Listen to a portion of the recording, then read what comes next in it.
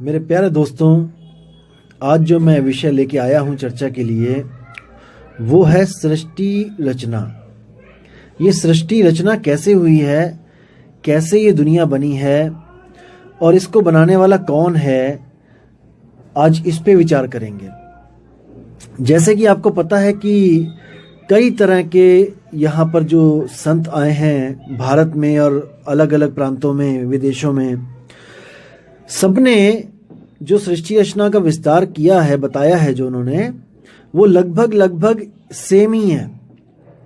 यानी कि एक शक्ति है निराकार, जिसका कोई आकार नहीं है, वही निराकार यानी शून्य कह लो उसको, वही शून्य से ये सारी सृष्टि बनती है। उसी को ब्रह्म कह लो, एक ही बात है। वही निराकार, वही ब्रह्म, वही शून्य, वही मन, चारों नाम अलग अलग हैं लेकिन वस्तु एक ही है। उसी से ये सृष्टि बनती है, उसी से ही बाकी तत्व बनते हैं, उसी से ही हर शरीर बनता है और आपको ये जड़वत जो शरीर, जो जगत है, वो दिखाई देता है उसी एक से। जैसे मैदे से ही समोसे भी बनते हैं, मटरी भी बनती है और भी कई पकवान बनते हैं, लेकिन वो मैदा एक ही होता है। उसके कण कण मिलकर अलग अलग शेप ले लेते हैं और हम हर चीज का अलग नाम रख देते हैं, लेकिन असल में वो मैदा ही होता है। और मैदा हर चीज में भरपूर होता है। जो भी चीज मैदे से बनी है उसमें मैदा कण कण में होता है। ऐसी कोई जगह नहीं जहां पर मैदा ना हो, जो चीज मैदे से बनी है। इसी तरह जो ब्रह्म है वो ऐसी कोई जगह नहीं है जहां पे ब्रह्म नहीं है।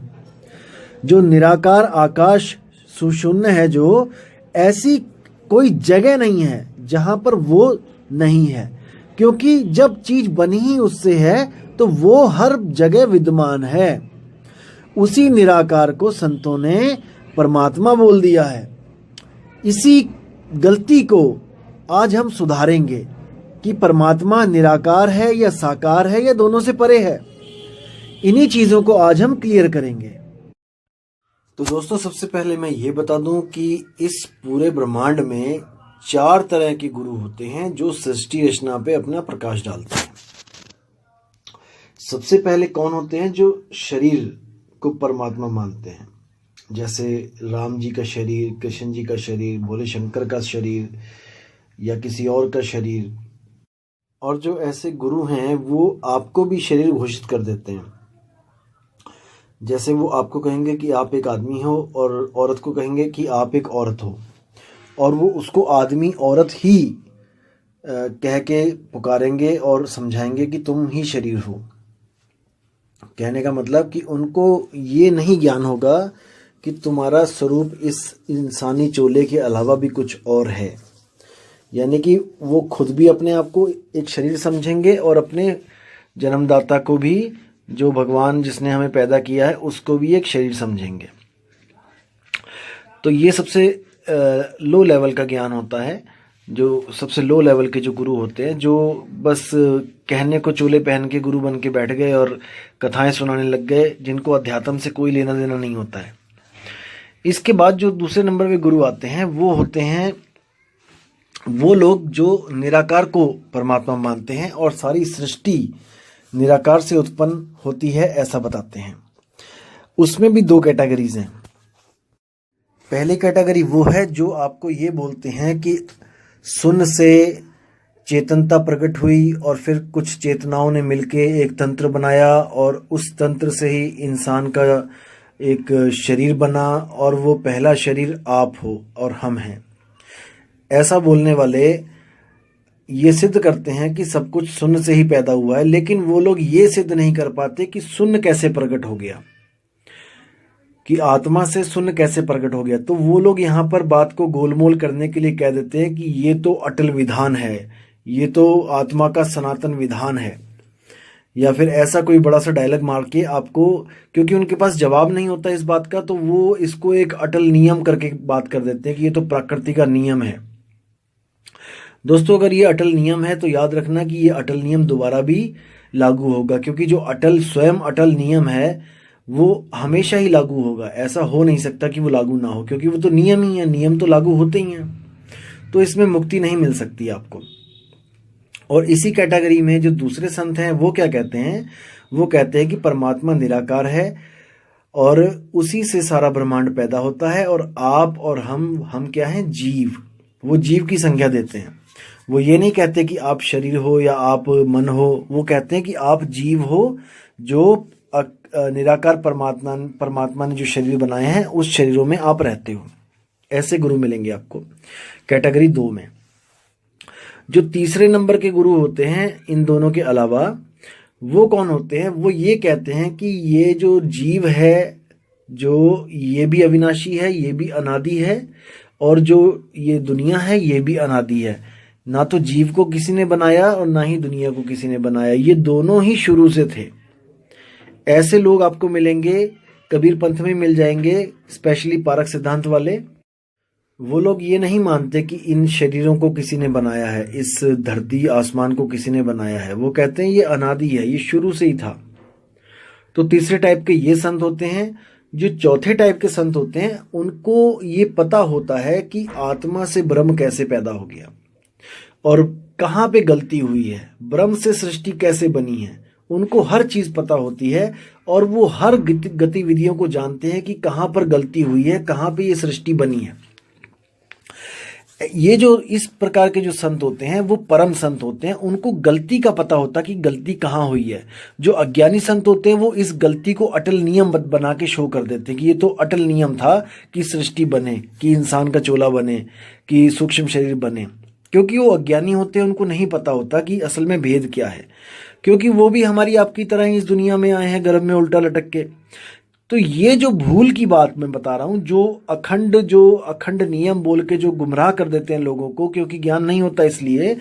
तो इन गलतियों को सुधारने के लिए जो परमपिता परमात्मा आता है उसकी नज़रों से कुछ भी बचा नहीं आज तक। उसको सब पता है कि सृष्टि कैसे पैदा हुई है, गलतियां किससे हुई हैं। तो मैं आज उन्हीं परमात्मा की आपको एक वाणी बताऊंगा और उस वाणी में आप देखिएगा कि कैसे स्पष्ट लिखा है कि गलतियां कहाँ कहाँ हुई हैं। आप और हम दोनों जानते हैं कि सनातन इस दुनिया में अगर कुछ है तो वो आत्मा है। आत्मा से ऊपर कुछ नहीं है। मैंने फिर बोला आपको कि परमात्मा केवल अपने कुछ गुण के कारण परमात्मा कहला रहा है, अदरवाइज वो भी एक आत्मा ही है, क्योंकि उसके नाम के आगे परम लगा दिया गया है, क्योंकि वो कभी गलती नहीं करता, भूल नहीं करता। बस यही कारण है कि वो परमात्मा कहला रहा है और हम सब आत्माएं कहला रही हैं।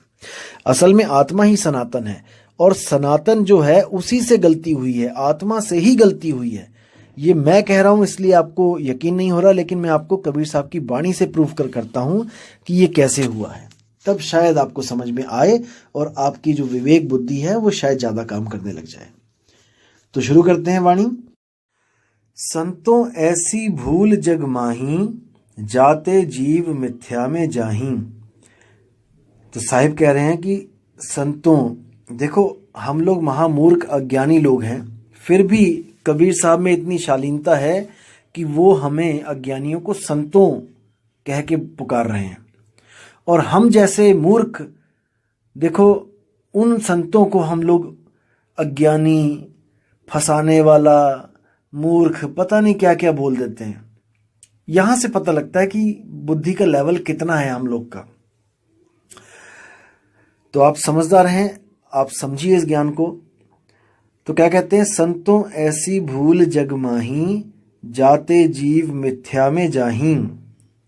साहिब कह रहे हैं कि ऐसी भूल जगत में पड़ गई है जिससे हर जीव झूठ की राह पे चला हुआ है, यानी झूठी मुक्तियों के चक्कर में फंसा हुआ है। अब कहते हैं, पहले भूले ब्रह्म अखंडित, झाई आपु ही मानी। यानी कि जो ब्रह्म जिसको बोला जाता है कि वो अखंडित है, वो परमात्मा है, जिसके लिए कई बार बोला जाता है अहम ब्रह्मास्मि, एको ब्रह्म द्वितीयो नास्ति। तो ऐसा ब्रह्म जो है, कबीर साहब कहते हैं वो खुद भूला हुआ है। वो अपने स्वरूप को भूल के अपनी ही परछाई को सत्य मान के बैठ गया, और इसी परछाई से उसने इच्छा करके, अभिमान प्रकट करके ये सृष्टि रच दी। झाई में भूलत इच्छा कीनी, इच्छा ते अभिमानी, अभिमानी करता हुए बैठे, यानी अभिमानी होकर कर्ता पुरुष बन बैठा, वो इस दुनिया को बनाने वाला बन बैठा और उसने दुनिया प्रकट कर दी। अभिमानी करता हुए बैठे, नाना पंथ चलाया, वही भूल में सब जग भूला, भूल का मरम न पाया। अब जैसे ही उसने ये भूल करी और इस सृष्टि को बनाया, तो हम लोग जो थे, हम लोग भी उसी भूल में भूल गए। जितनी भी आत्माएं थी वो सब भूल गईं उसी की भूल में। जैसे वो भूला ऐसे ही सब भूलते चले गए। वही भूल में सब जग भूला, यानी एक ही भूल थी हमारी सबकी और उसी में हम भूलते चले गए। 184 भूलते कहिए, भूलते जग बिटमाया, जो है सनातन सोई भूला, अब सो भूल ही खाया। देखो कितना साफ बोल दिया कबीर साहब ने कि 184 भूलते कहिए, कि 184 जो जूने बनी है वो सब हमारी भूल से ही बनी है। भूलते जग बिट माया, जो है सनातन सोई भूला। अब जो सनातन है, जो आत्मदेव है, जिसको आत्मा कहते हैं वही सबसे पहले भूल गया, वही भूला हुआ है। अभी तक उसकी भूल ठीक नहीं हुई है, अभी तक वो सुरती उसकी धक्के खा रही है। भूल मिटे गुरु मिले पारखी, पारख दे लखाई, कहें कबीर भूल की औषध, पारख सबकी भाई। देखो कितना प्यारा शब्द है। कहते हैं भूल मिटे गुरु मिले पारखी। भूल तब मिटती है जब पारखी गुरु मिल जाता है। पारखी गुरु का मतलब ये नहीं कि परख सिद्धांत वाला, पारखी का मतलब है जो परख करना जानता है वो गुरु, क्योंकि गुरु की परख के द्वारा ही चेले की परख काम करती है। अगर गुरु ही पारखी नहीं है तो चेला पारखी नहीं हो सकता। आप समझ रहे हैं मैं क्या कह रहा हूं। जो इतने बड़े बड़े गुरु गद्दियों पे जो बैठे हुए हैं, इनकी खुद अकल मारी गई है। ये खुद नहीं समझ पा रहे हैं कि हमारे गुरु ने हमें क्या दिया है और उसी को सत्य मान के बैठे हैं। अपनी बुद्धि चलानी इन्होंने छोड़ दी है, इसलिए परख इनकी मर गई है। लेकिन कबीर साहब कहते हैं कि जो गुरु मिले पारखी, अगर पारखी गुरु आपको मिल जाता है तो आपकी भूल जो है उसको मेट देता है, आपकी भूल को खत्म कर देता है। भूल मिटे गुरु मिले पारखी, पारख देई लखाई, कहें कबीर भूल की औषध, पारख सबकी भाई। यानी कि जितने भी हैं सब हम लोग, हम सबकी एक ही औषधि है, वो है पारख। किसका पारख? शब्द का पारख। जैसे साहिब कहते हैं, शब्द शब्द सब कोई कहे, हर संत शब्द लेके बैठा है, ऐसा कोई संत नहीं जो शब्द लेके नहीं बैठा है। शब्द शब्द सब कोई कहे, वह तो शब्द विदेह, जीवा पे आवे नहीं, निरख परख कर ले। तो साहिब कहते हैं क्या करना है? निरख और परख, उसको अच्छी तरह निरख लो और अच्छी तरह परख लो कि जो शब्द हमें मिलने जा रहा है उससे हमारी मुक्ति होगी कि नहीं। मुक्ति की बात है यहाँ पे दोस्तों। अब ऐसा नहीं है कि किसी भी शब्द से मुक्ति मिल जाए, ऐसा नहीं है। केवल सार शब्द से मुक्ति मिलती है और वो सार शब्द किसी ग्रंथ में नहीं लिखा है। उसी सार शब्द को मूल ज्ञान कहते हैं। जैसे साहिब ने बोला है, 33 अरब ज्ञान हम भाखा, सार शब्द हम गुप्त ही राखा। तो सार शब्द गुप्त कहाँ रखा है भाई? ये समझना है। वो दिया है संतों के हाथ में, यानी कि संतों को भेद दिया है सार शब्द का। 33 अरब ज्ञान कहाँ लिखा है? किताबों में। लेकिन वो 33 अरब ज्ञान एक मूल ज्ञान की तरफ इशारा करता है। जिस लेवल का बच्चा होता है उस लेवल में सतगुरु ज्ञान देते हैं और वो ज्ञान उसी मूल की तरफ इशारा करता है। और वो मूल शब्द कहाँ पे रखा है? वो सतगुरु के पास रखा है। सतगुरु जब मिलता है तो वो भेद बताता है। 33 अरब ज्ञान पढ़ने की जरूरत नहीं है भाई। कोई सोचे कि 500 साल लग जाएंगे पढ़ते पढ़ते, भाई वो मूर्ख है। तो कबीर साहब कहते हैं जो तुम चाहते हो, सार शब्द चाहते हो, तो सतगुरु के पास जाओ, विवेक के द्वारा उसको परखो। अनपढ़ बंदा तो कभी भी मुक्ति ना पा पाए। अगर उसको पढ़ने के बाद ही मुक्ति मिलनी है तो वो तो किसी ग्रंथ को पढ़ ही नहीं पाएगा। तो ग्रंथों को पढ़ना तब होता है जब सतगुरु नहीं होता है। जब सतगुरु मिल जाता है, जब सत्संग मिल जाता है, तो आप ग्रंथों को छोड़ो, आप वाणी पे विचार करो, वाणी क्या कह रही है। और आप इतने मूर्ख नहीं हो कि आपको कोई मूर्ख बना जाए। हर वाणी का एक मतलब होता है, सार होता है, और जो हंस होते हैं वो उस सार को समझ लेते हैं। जो कौवे होते हैं वो सार असार को नहीं समझ पाते हैं। तो बात है मुक्ति की, हमें मुक्ति चाहिए। अब दोस्तों एक सवाल आता है कि अगर मुक्ति चाहिए तो किससे चाहिए? किसने हमें बंधन में डाला हुआ है? हमें मुक्ति चाहिए, किसने हमें बंधन में डाला है? हम कौन हैं? ये सबसे बड़ा सवाल है दोस्तों। कई ऐसे आपको जो अज्ञानी गुरु मिलेंगे जो आपको कहेंगे कि आप मन हो, क्योंकि आप सुख दुख को भोग रहे हो, सुख दुख महसूस कर रहे हो, इसलिए आप मन हो। दोस्तों अभी उनको मन की परिभाषा तक नहीं पता है कि मन होता क्या है। मन जड़ होता है, लेकिन चेतन का सहारा लेके, यानी आत्म तत्व का सहारा लेके वो चेतन दिखाई देता है। जैसे आप खुद लगाओ, अपने ऊपर लगाओ कि आपका शरीर जड़ है। शरीर जड़ है, केवल चेतन इसलिए दिखाई दे रहा है क्योंकि इसमें चेतन सत्ता विराजमान है। आपकी आत्मा जो सुरती है, आत्मा की सुरती इसमें टिकी हुई है, इसलिए ये चलता है, फिरता है, उठता है, बैठता है, खाता है। कोई इसको मृत नहीं कह सकता। लेकिन जिस दिन ये सुरती निकल जाती है यहां से, शरीर से, तो उसी दिन ये मृत कहला जाता है। अब लोग क्या कहेंगे कि ये बंदा मर गया, यानी कि इसमें कुछ ना कुछ कमी है। देखो हार्ट, लीवर, किडनी, सब कुछ, नाक, आंख, कान, सब कुछ वही है, लेकिन फिर भी क्या चीज है जो उसमें नहीं है? दोस्तों वो आत्मा है। आत्मा नहीं है इसलिए वो मृत है। कई ऐसे आपको स्वयंभू आत्मज्ञानी मिलेंगे जो आपको ये बोलेंगे कि आत्मा निर्जीव और सजीव दोनों वस्तुओं में होती है। देखो कितनी, मतलब कि कितनी मूर्खतापूर्ण बात है। आपने विचार करना है, मैं निंदा नहीं कर रहा किसी की। अब देखो सजीव और निर्जीव बोला गया है। अब इस सजीव और निर्जीव का उदाहरण देके आपको कहेंगे कि देखो सजीव में भी जीव लिखा है और निर्जीव में भी जीव लिखा है, यानी दोनों में आत्मा है। देखो आप खुद सोचिए, आपने बचपन में पढ़ाई करी होगी, जहां पे सा लग जाता है किसी भी अक्षर के आगे, वहां पर हो जाता है, यानी कि उसके साथ, किसी का साथ। जैसे सबल, यानी कि जो जिसके पास बल है वो है सबल, यानी कि संपूर्ण, यानी कि जो पूर्ण हो चुका है वो है संपूर्ण। सपरिवार, यानी परिवार के साथ आओ, कहते हैं ना सपरिवार निमंत्रण है। तो जहां पे सा लग जाता है वहां पर होता है कि जोड़, यानी कि कोई चीज जुड़ी हुई है वहां पे। अब ऐसे ही है सजीव, यानी सजीव वो लोग हैं जहां पर जीव रहता है। जैसे मैं हूं, आप हैं, कोई कुत्ता, बिल्ली, बकरा, हाथी, घोड़ा, मछली, चींटी, ये सब सजीव हैं। इसी को इंग्लिश में लिविंग बीइंग्स कहते हैं।